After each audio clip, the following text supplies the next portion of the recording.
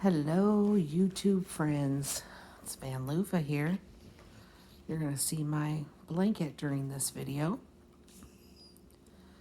I am going to give you some information about the COVID vaccine because I know I get lots of questions from people, and I happen to have a fair amount of knowledge about the vaccine because I work for a hospital that's very transparent about it. They are a storage facility and they have given us a lot of information. They have answered a lot of questions. And I have also read the 75-page COVID vaccine playbook that was released by the CDC. That playbook is available to anybody. You can find it on the CDC website for any further information. Before I go any further, I just want to say that I am an RN, but I am not a physician.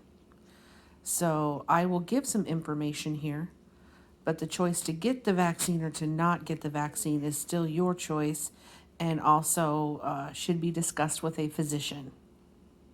So I want to make that my little disclaimer here before I go any further. This is just the information that I know, that I have been told about, and that I have found through research. Again, check with your physician.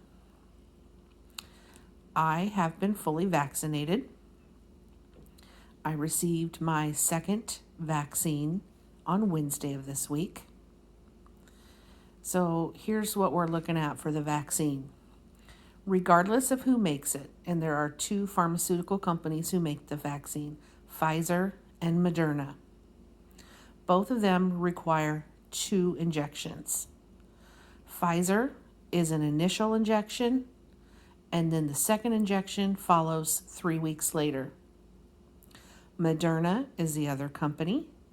You receive the initial injection, and then 4 weeks later, you receive the second injection. With both injections, the Pfizer vaccine is said to be 95%, they call it efficacy. So there's 95% efficacy in the Pfizer, 94.5% in the Moderna vaccine. I'll let you know just a little bit about side effects. For me personally, this just represents my experience, but I'll also tell you some side effects of coworkers of mine. I basically had no side effects. After my first injection, and I had the Pfizer vaccine, I had a sore arm, and I would say a mildly sore arm for 2 or 3 days. That was it. Now, if you get the Pfizer vaccine, the first injection is just a half dose, and then the second injection is a full dose. And so they really do expect, the worst side effects after the second injection. When I received the second injection on Wednesday, again, I had a sore arm, but this time it was a little bit more sore. But that was it. I had no other side effects at all. However, I have had coworkers complain of fatigue, headaches, and I'm saying this is mostly after the second injection, excuse me. So I've heard of fatigue and headaches, a little bit of nausea. Now, mind you, these things don't last but maybe a day or two. And I'm wondering if I've heard a neck ache. I had a coworker tell me yesterday she had some mild neck aches, but all of these things have been relieved with Tylenol or Motrin. I personally have not heard of any serious side effects from any coworkers. And I haven't, taken the time to speak to absolutely each and every coworker of mine to see, but I have not heard of any major side effects. So that is my experience with the vaccine. Now, it takes a few weeks to get your full immunity.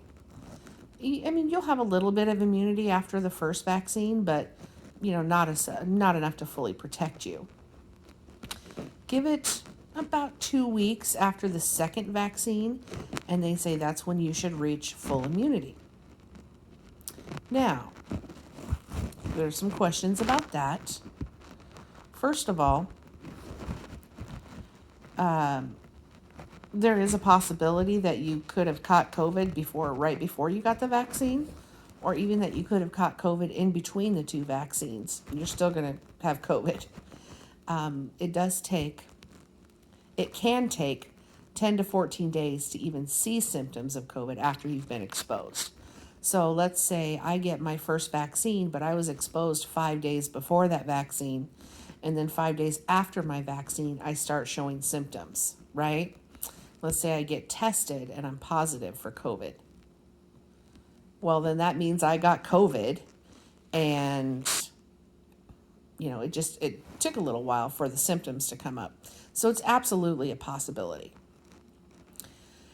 Now, what I have been told is this, that they are seeing. Now, remember, these studies are still ongoing. There are still studies that have to go on for years. So, nothing like this is set in stone. These are the best answers that the scientists and doctors who are studying this are coming up with at this moment.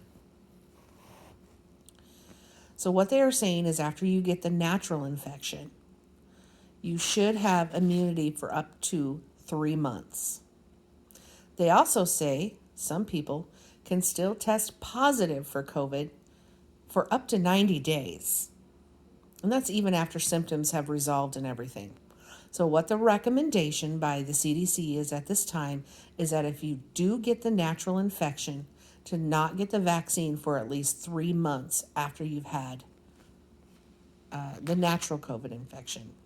Because the school of thought there is, and what they are finding out, is that you have immunity for up to 3 months.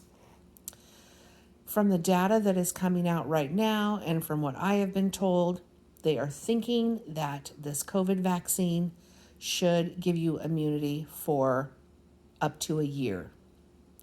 Now, could that change after, studies have been going on for longer? Absolutely. But right now, that is the school of thought. And now I will discuss some other questions that I've had people ask me in the last few months. One question or a statement that I just heard last night was a patient saying, I'm not getting the COVID vaccine because you're giving me COVID. I don't want COVID. That is not true, for starters.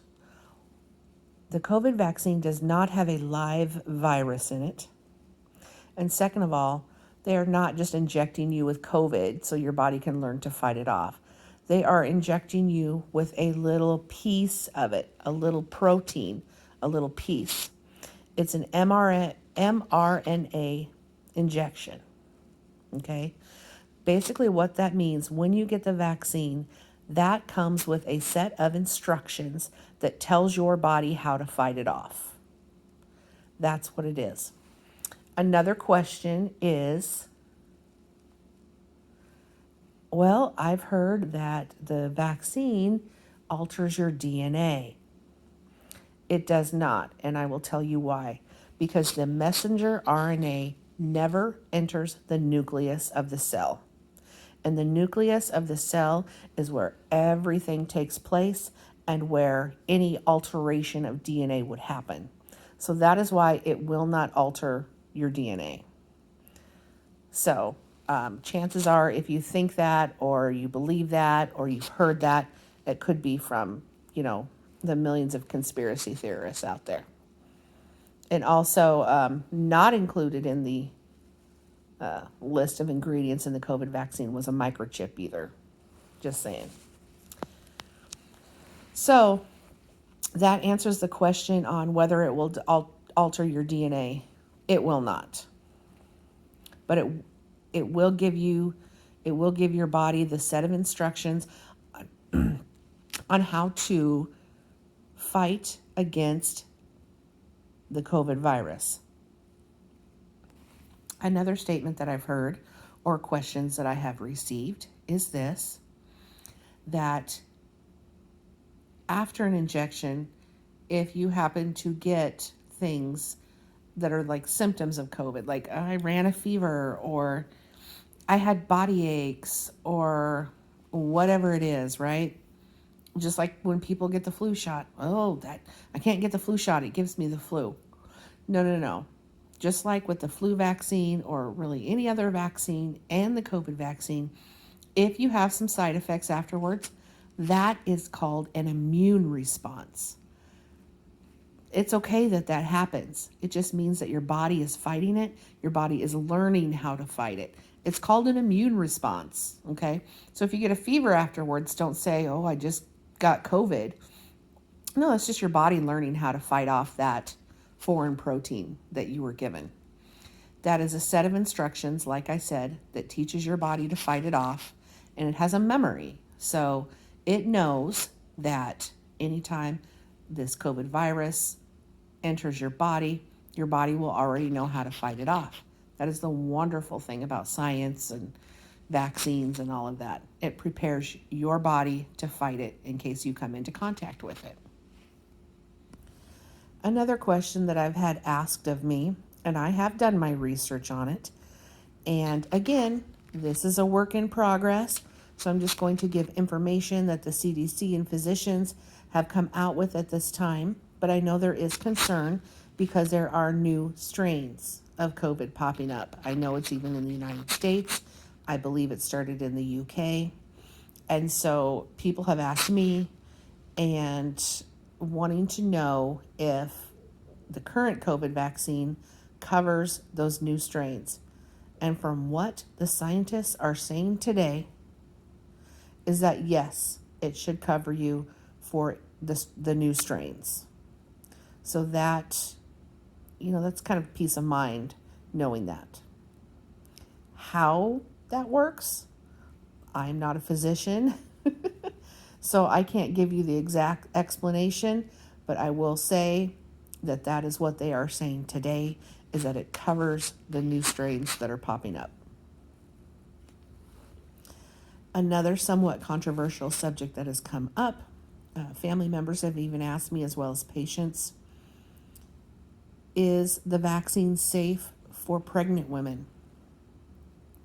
They are saying, yes, it is. Obviously, that's your choice and your body.